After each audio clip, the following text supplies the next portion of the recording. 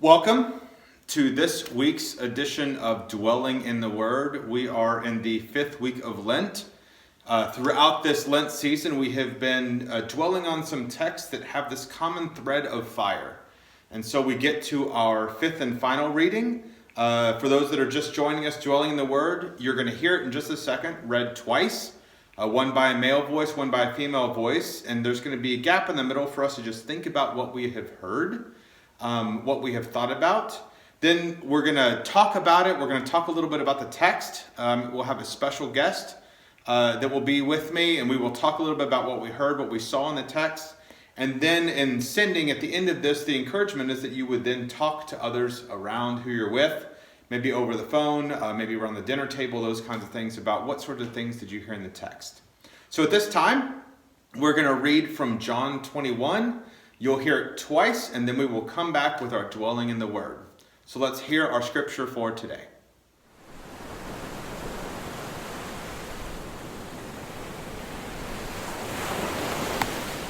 John 21, verses 4 through 19. Early in the morning, Jesus stood on the shore, but the disciples did not realize that it was him. He called out to them, "Friends, haven't you any fish?" "No," they answered. He said, "Throw your nets on the right side of the boat and you will find some." When they did, they were unable to haul the net in because of the large number of fish. Then the disciple whom Jesus loved said to Peter, "It's the Lord." As soon as Simon Peter heard him say, "It's the Lord," he wrapped his outer garment around him and jumped into the water. The other disciples followed in the boat, towing the net full of fish, for they were not far from shore, about 100 yards. When they landed, they saw a fire of burning coals. There was fish on it and some bread. Jesus said to them, "Bring some of the fish that you've just caught." So Simon Peter climbed back into the boat and dragged the net ashore. It was full of large fish, 153, but even with so many, the net was not torn. Jesus said to them, "Come and have breakfast." None of the disciples dared ask him, "Who are you?" They knew it was the Lord. Jesus came, took bread and gave it to them, and did the same with the fish.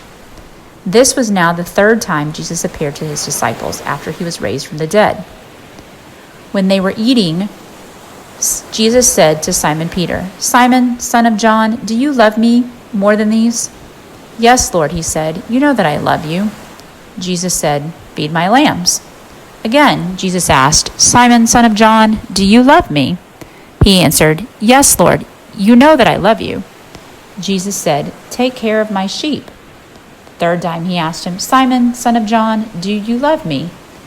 Peter was hurt because Jesus asked him for a third time, "Do you love me?" He said, "Lord, you know all things, and you know that I love you." Jesus said, "Feed my sheep. Very truly I tell you, when you were younger, you dressed yourself and you went where you wanted. But when you are old, you will stretch out your hands, and someone else will dress you and lead you where you do not want to go." Jesus said this to indicate the kind of death by which Peter would glorify God. Then he said to him, Follow me."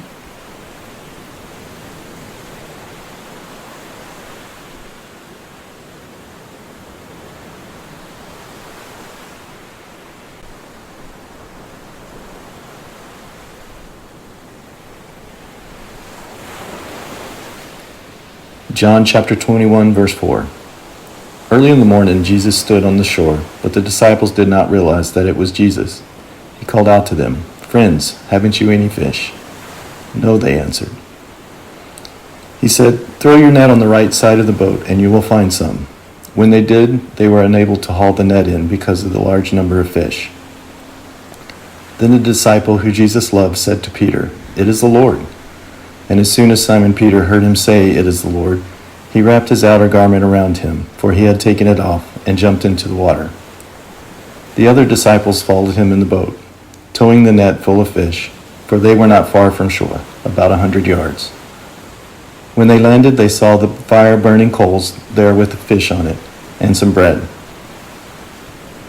Jesus said to them, "Bring some of the fish you have just caught." So Simon Peter climbed back into the boat and dragged the net ashore. It was full of large fish, 153. But even with so many, the net was not torn. Jesus said to them, "Come and have breakfast." None of the disciples dared ask him, "Who are you?" They knew it was the Lord. Jesus came, took the bread, and gave it to them, and he did the same with the fish. Now this was the third time Jesus appeared to his disciples after he was raised from the dead. When they had finished eating, Jesus said to Simon Peter, "Simon, son of John, do you love me more than these?" "Yes, Lord," he said, "you know that I love you." Jesus said, "Feed my lambs." Again, Jesus said, "Simon, son of John, do you love me?" He answered, "Yes, Lord, you know that I love you." Jesus said, "Take care of my sheep." The third time he said to him, "Simon, son of John, do you love me?" Peter was hurt because Jesus asked him the third time, "Do you love me?" He said, "Lord, you know all things. You know that I love you." Jesus said, "Feed my sheep. Very truly I tell you, when you were younger you dressed yourself, and you went where you wanted. But when you are old you will stretch out your hands, and someone else will dress you, and lead you where you do not want to go." Jesus said this to indicate the kind of death by which Peter would glorify God. Then he said to him, "Follow me."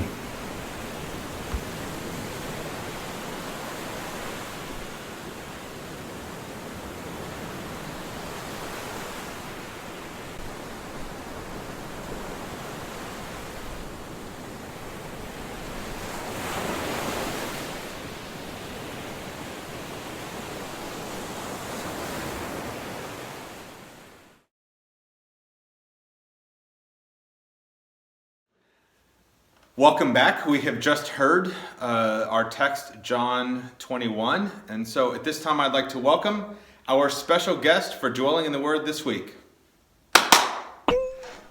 We've gotten so much better at editing. Yeah. Hey, how's it going? Not too bad. How are you? Man, we just blew our entire special effects budget. That was Thank all you of for it. your gifts. So our reading for today is John 21. It's the story, for context, it's after the crucifixion, and we get to the resurrection, and it's among these resurrection appearances. And here, the resurrection appearance is to the disciples who go out on the boat to fish, and Jesus comes to them. So what are the first things that you kind of noticed in this text?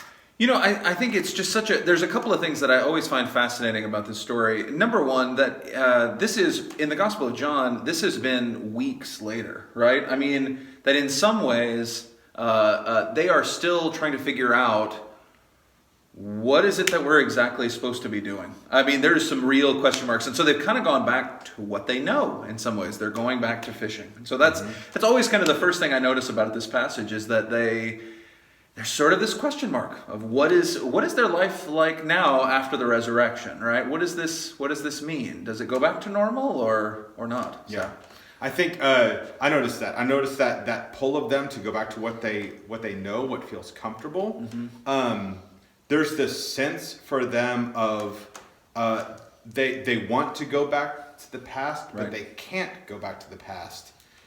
But they don't know what the future holds, and so they're sort of caught in this wandering, unknown kind of nebulous space. Yep. And so they are in a boat.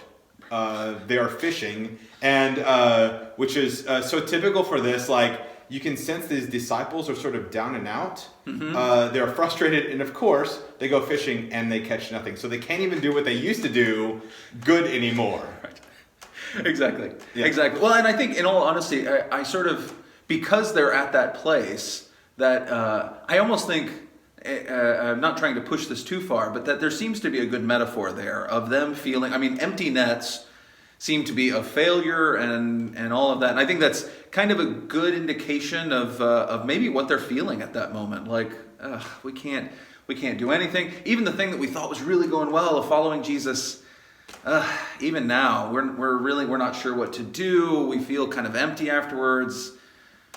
What do we do? Yeah, from here. And then they have this encounter with Jesus that just kind of changes everything for them. Yeah. Which it's interesting, because I noted in the text that you have the disciple whom Jesus loved, or however it phrases it. Whoever that is, yeah. Sort of is the first to recognize, like, this is the Lord, and he tells Peter. And Peter, sort of in And this is another story of Peter jumping out of a boat. Right. This time he has the forethought to put clothes back on. Good thought. Which is good. Yeah. Always good. You don't want to. It's like the worst dream imaginable. That you're not taking a test naked. You're not showing up at work. You're showing up in front of the Lord naked. But he puts on clothes, jumps in the water, and he gets back up to the to the shore. And this is where we get our text of the fire. Right. That Jesus has prepared this fire for them. He is setting the table. He is ready to cook. And Right. invites them to breakfast. Well, and it's up to this moment of abundance, which I always think my favorite part of the story is it gets that specific with fish, right? There's 153 fish. There's all kinds of things I read right before we started of like, what could the 153 mean?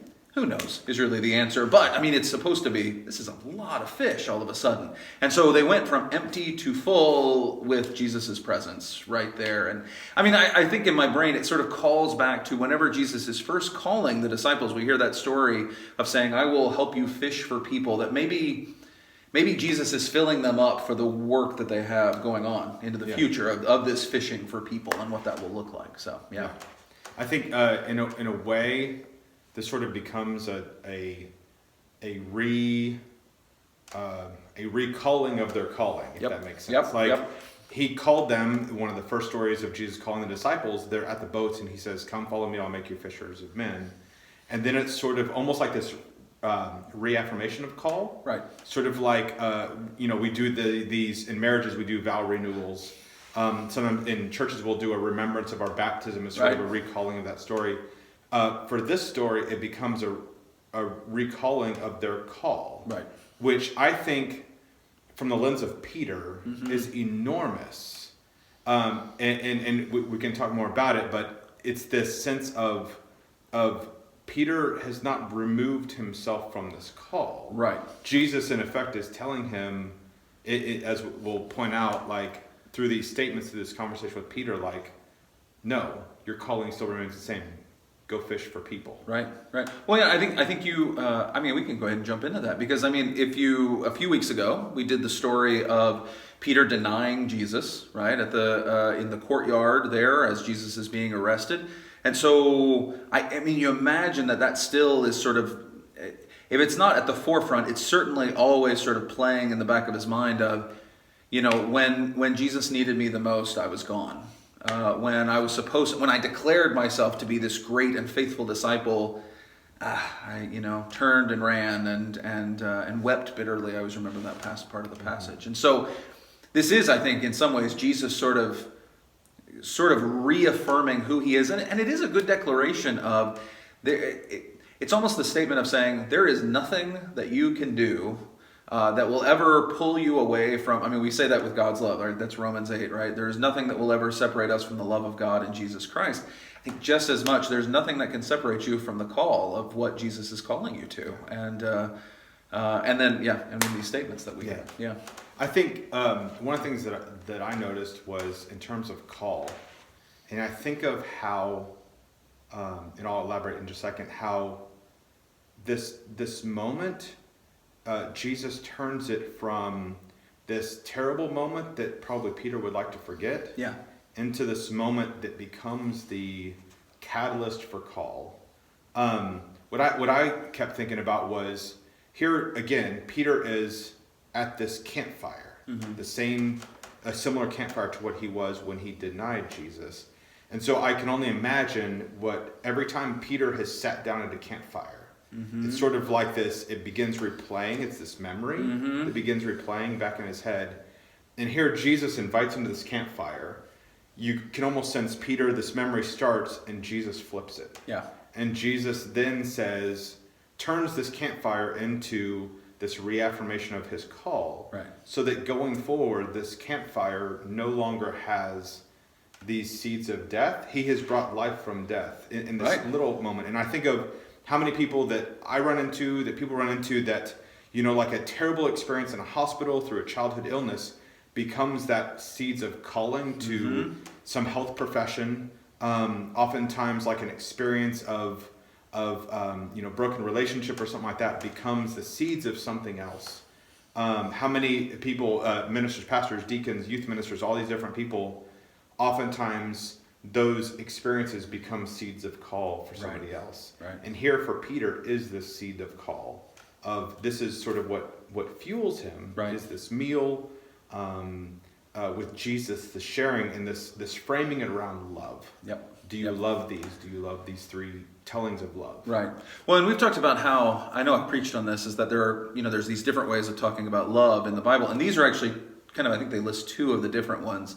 First off, there's the philia. So like we get Philadelphia. So like sort of the brotherly love, familial, deep friendship kind of love. So that's part of the way in which we interact with Jesus. But just as much, it's the agape love of this unconditional love that really is the love that God gives us over and over and over again. But it's also rooted in can we also share in that as we love Jesus. And I think my favorite thing about this, and I think it's feed in 10, right?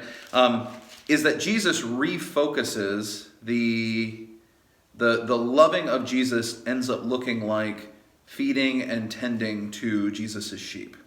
I mean, that's how it shows up, is this sort of turn from this love that we feel that we are a part of, and then it gets expressed by tending and taking care of those who are around us. Yeah.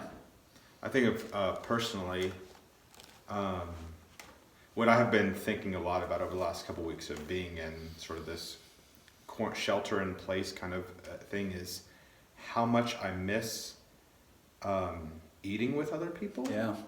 And how much I miss just gathering around food. And it has more than to do with the food itself, because the food really isn't about it, but it's the medium that we gather together. And like in my head, I've been trying to play out ways that we can bridge that gap. And so I think yesterday I was talking with Britt, and I was like, we ought to make this big barbecue, make a big brisket, and give it to our neighbors across the street, and all have a picnic in our own front yard, so that we're not violating any of this, but we're sharing this communal meal, and maybe that will help us feel a little bit less lonely. Right. And so sort of this scene, that's, in Luke especially, you have Jesus that is always gathering around tables, and it's this table, it's communion, it's all these other symbols of it, of this gathering together, and this sharing a relationship, this expressing of our love. Yep. That not only do, when we gather around, we express our love to one another, but then it's in this food, in communion, it's the bread and wine, in which we taste and see the acting love of God. Yep. And what that means for us. Yep. So, this has been our dwelling in the Word for this week. So we encourage you at this time to spend some time with those around you, talking a little bit more about what you noticed, what you talked about. Maybe even spurs some conversations around what does it look like to put love in action. What sort of loving acts can we do, or do we do for others? So thank you for joining us this Lenten season, and we will see you all soon. Bye. Y'all take care. Peace.